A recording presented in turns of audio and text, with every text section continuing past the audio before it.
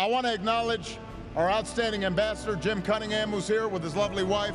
Jim leads an incredible team of civilians. Jim Cunningham has been an outstanding public servant. His vision and communication skills helped advance the United States mission wherever he went.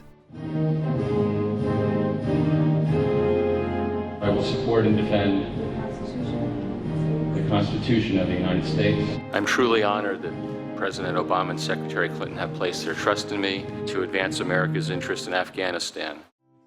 When I first made my first orientation visit to the campus, it was right after the invasion of Cambodia, and there were still barricades burning in the streets. So it was a time of great ferment. I studied political science and psychology at Syracuse, and it reinforced my desire to do something that contributed to society and to my country and to the world, and to try to make it a better place.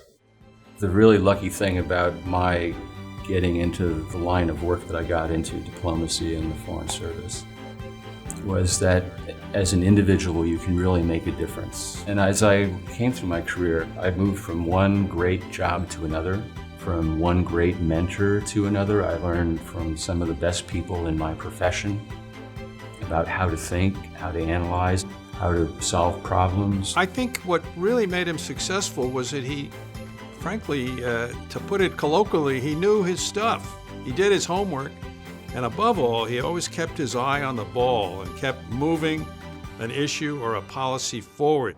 I traveled around with the Nato Secretary General, who was a German named Manfred Woerner. I was his chief of staff. It was really one of the greatest experiences of my life, having that job for 2 years, which is the time period when the Berlin Wall came down, and we went through the debate about opening NATO's relationship with what was still the Soviet Union with Mikhail Gorbachev.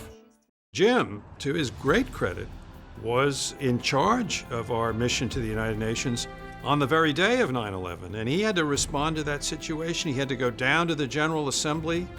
Yesterday's attack requires that we choose sides between the values of human rights and democracy held dear by all decent people, or terrorism and the law of the jungle. That experience played a key role in my career because I'd seen firsthand the impact of what modern terrorism can do. And it's played an important role in my thinking about a lot of things since then.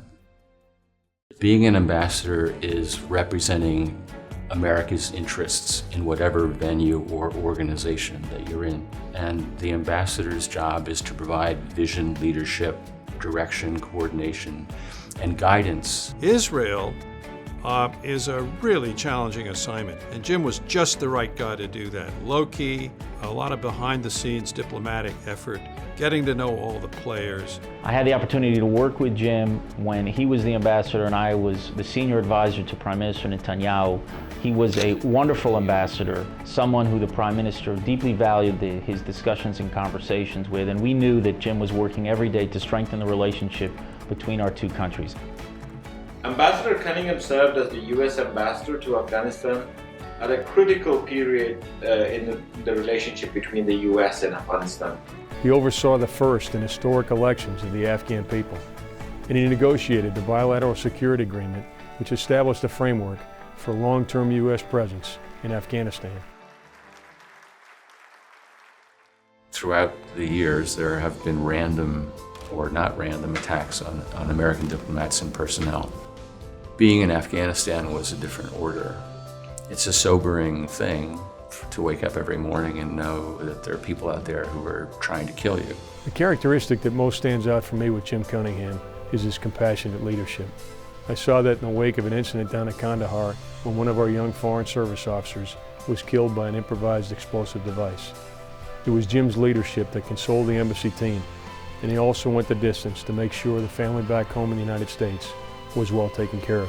And we have to adapt to that reality, and we have to understand that that's part of the risk of doing the kind of business that we need to do. We can't decide not to do that business.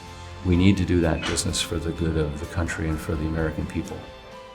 We are very conscious that we must always strive to live up to our ideals and values.